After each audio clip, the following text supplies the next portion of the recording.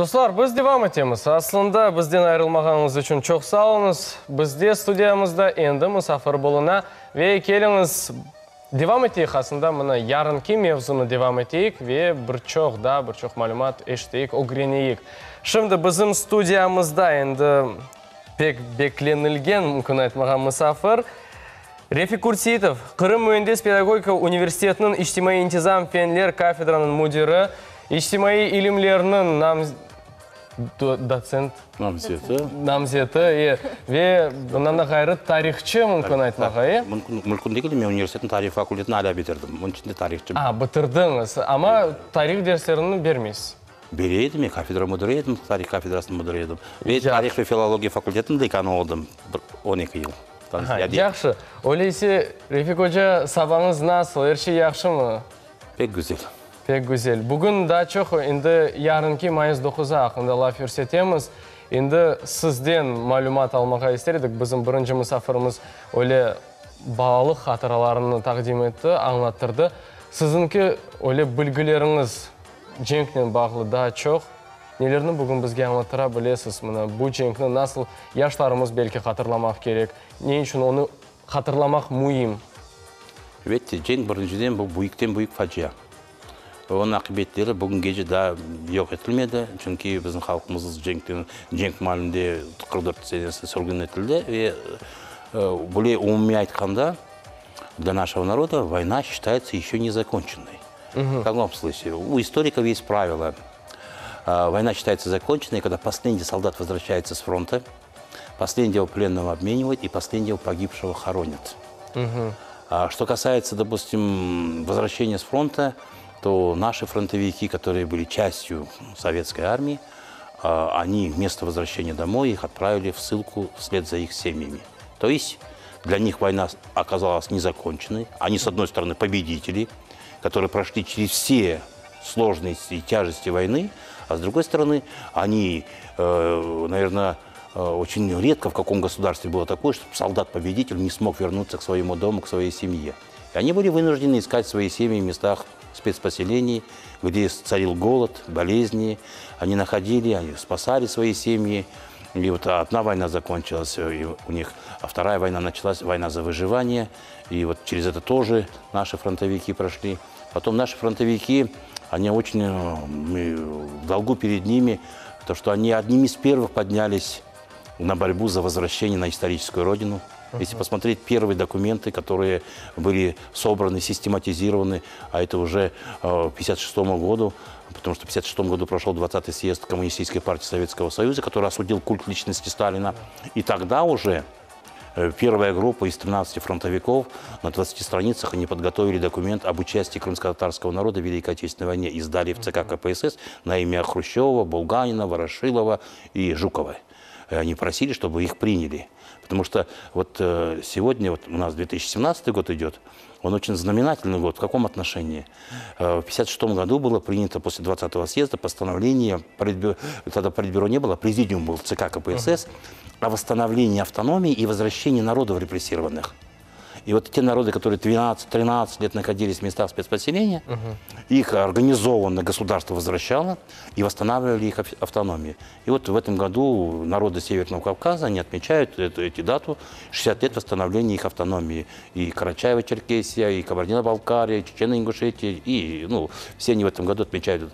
Конечно же, наши фронтовики также ждали, что будет справедливое решение, но справедливого решения не последовало. В этом постановлении президиума ЦК КПСС и постановлении ЦК КПСС нам предложили национально объединяться в другой республике с другим народом. И, то есть, о восстановлении Крымской АССР речи не шло. И таким образом вот эта высылка, она продлилась очень долго. Если те народы, их организованное государство вернуло, восстановило все, а для наших народов и наших фронтовиков это затянулось очень надолго. И вот по данным покойного руководителя Ассоциации крымско-татарских ветеранов Наримана Казимбаша Рамет Нармаган, Ну, где-то по их данным, где-то вернулось 350, где-то максимум фронтовиков, участников боевых действий крымских татар на историческую родину в Крым всего. А вернулось всего с фронтов, по моим данным, это и данным архивных, это в общей сложности в 1945 году уже стояло на учете 9, около 9 тысяч, а кроме этого возвращались еще в 1946 году, и были те, которые продолжали службу, в общей сложности где-то около 12 тысяч фронтовиков, выживших в войне. Это почти что половина. Они вернулись, и они не смогли вернуться на родину. Это одна из величайших трагедий. Я об этом говорил, выступая в Москве, в Московском государственном университете на конференции огромном.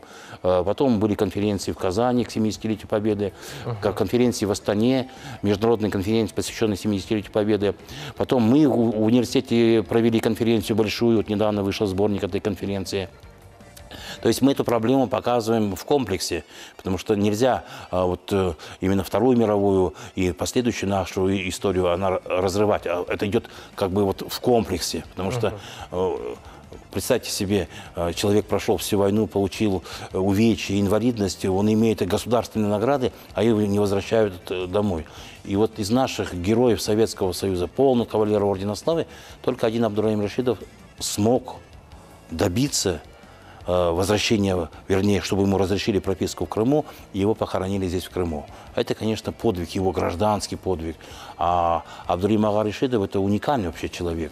Я вот работаю с архивом, Центральным архивом Министерства обороны Российской Федерации, это бывший советский архив, Подольский архив, и там они выставили все наградные листы, и в том числе по Крымской ССР. Я обработал больше 35 тысяч по 114 званиям, призванных всех из Крымской ССР. И мы там многое открыл я. Вот то, что у нас 24 представления было в звании Героя Советского Союза, что 4 человека были представлены дважды, и в том числе Абдурахим ага Рашидов. Он был представлен первый раз к званию Героя Советского Союза в ноябре уже 1941 года. Он первым из Крыма.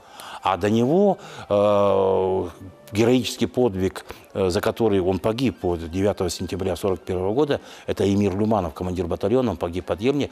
Его представили в начале 1942 года. Видимо, в сентябре уже было не до этого, там тяжелые бои за оборону Москвы шли. Его посмертно представили в декабре, вернее, в январе 1942 года. Ну, награду заменили на орден Ленина, а Абдурахим ага Рашидову награду заменили на орден Красного Знамени. И вот эта система, допустим, вот если говорить о в среднем, допустим, о представленных в звании Героя, у нас где-то на 800-900 человек один представлен в звании Героя Советского Союза. Это очень высокие показатели. А общее количество наград, вот я распечатал 4000 в бумажном виде, только где-то 1500 в электронном виде, и еще огромное количество, которое я еще не успел все это сделать, потому что вот, а если взять расклад, военный расклад по воинским званиям, конечно, здесь у нас очень прекрасная картина.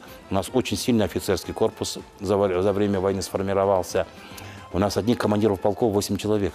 Если сопоставить с другими небольшими по численности, у нас всего было 219 тысяч человек по переписи 1939 года. Всего было 219 тысяч человек. На эти 219 тысяч человек, сколько из них мобилизационного возраста, где-то было 18 где-то тысяч. И плюс те, которые находились вне Крыма, еще те, около 4,5 тысяч, которые проходили срочную службу. И вот если исходить из этих цифр, это очень высокие показатели. Я думаю, что не у многих народов, вот даже те, которые имели союзные республики, есть такое количество командиров полков. У нас 8 их, и мы всех их знаем. Со всеми данными, со всеми выкладками, со всеми наградами. У нас генерал есть. Далеко не у каждого народа, допустим, Советского Союза, даже те же имевшие союзные республики, были генерал. Генерал-майор Исмаил Булатов был членом военного совета 5-й ударной армии. Это очень высокая должность. И вот офицерский состав очень был мощный, сильный. Буквально служили во всех частях, во всех родах войск. Особо это авиация у нас. И Амитхан Султан, это один из лучших советских асов. Были другие, там, десятки, сотни человек, которые служили, допустим, в авиационных частях. Если все мы это восстановим, а документы это есть, они существуют у нас, мы это публикуем, эти материалы, выступаем на конференциях, я думаю, что вклад крымско-татарского народа в соответствии с его численностью, он достаточно весом, и его просто признать не могли. Когда после 1956 года, после 20-го съезда запретили возвращаться на родину, почему национальное движение очень было мощным таким? Потому что в первых рядах шли наши фронтовики.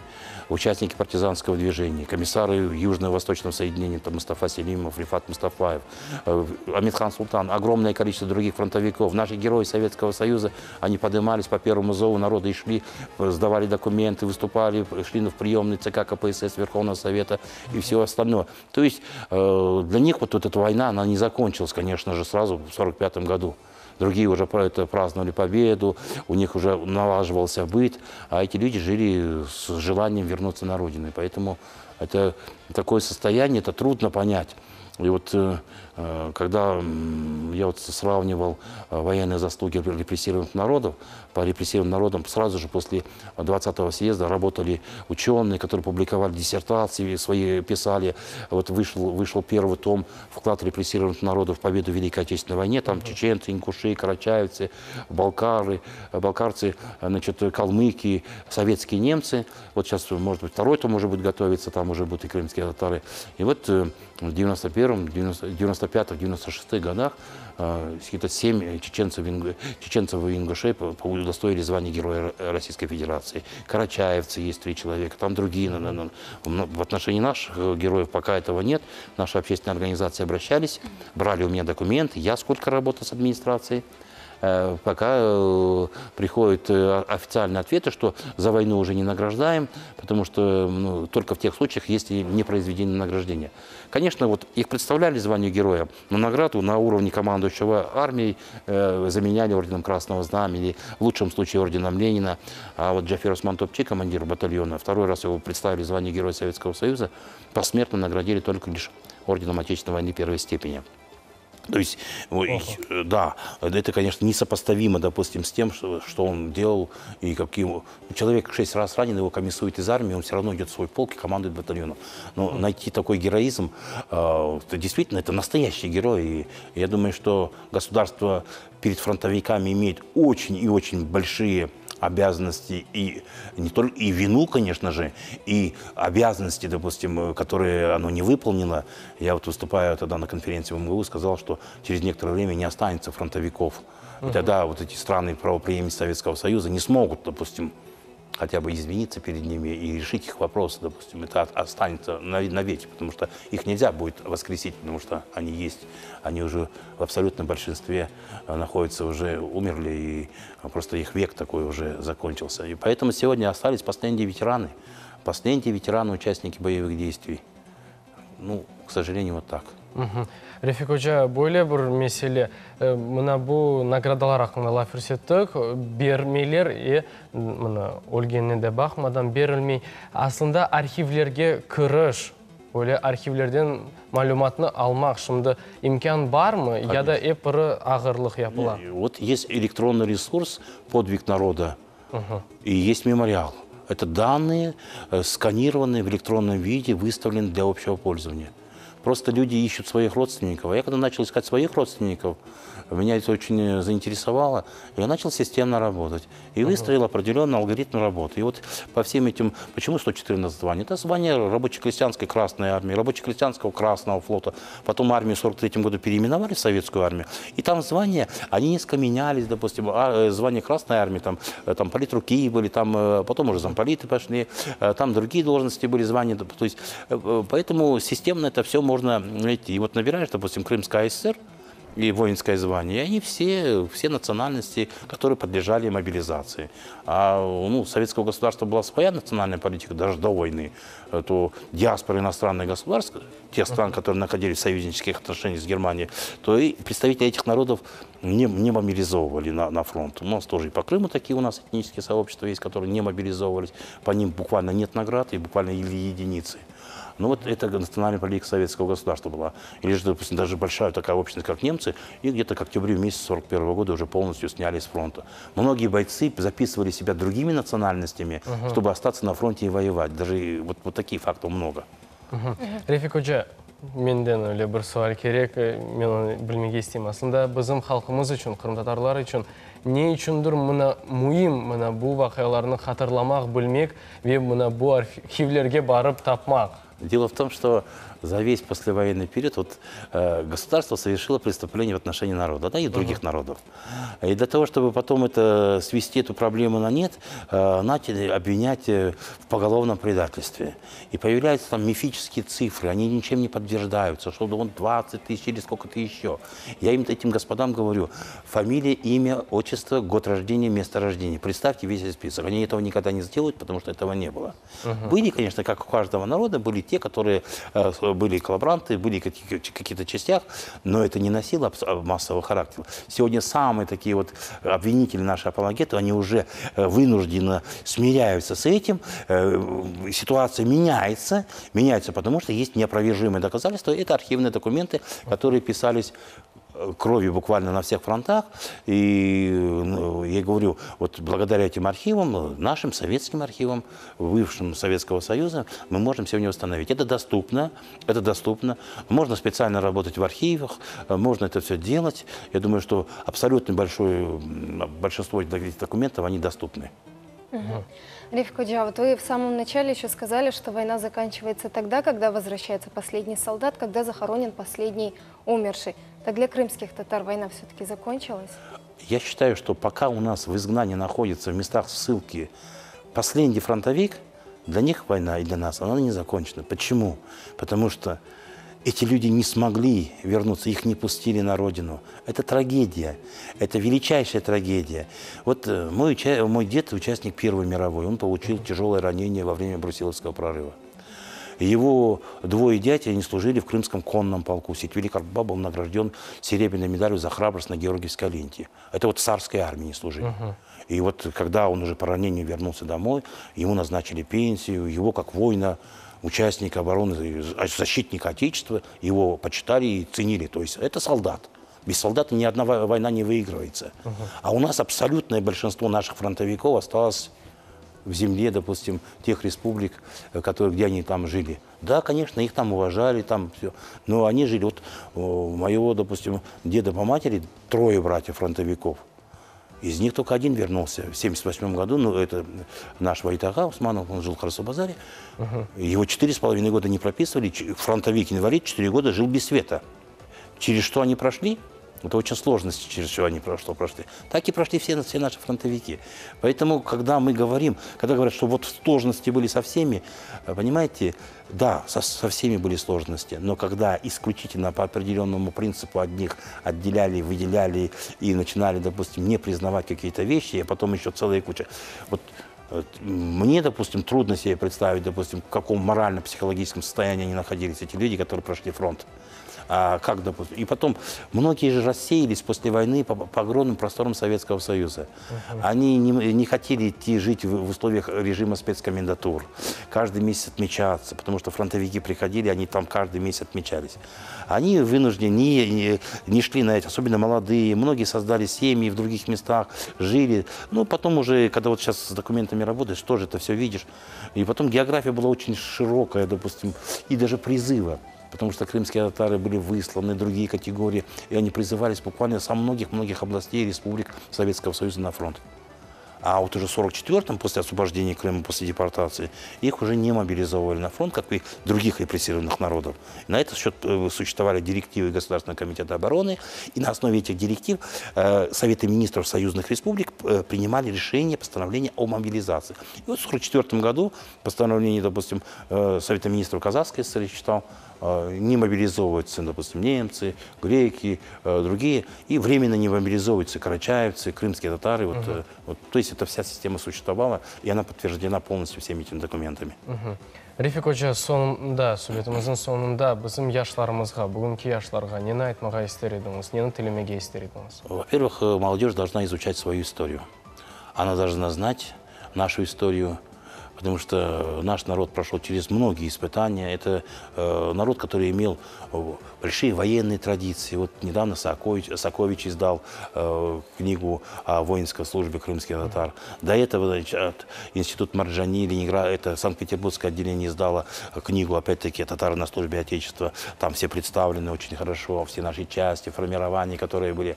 Молодежь должна изучать историю. Она должна гордиться своим народом, своими представителями, своим народом. народа, которые всегда, когда было тяжело, государству, отечеству, они проливали кровь за это государство, за это отечество. Они выполнили свой долг сполна.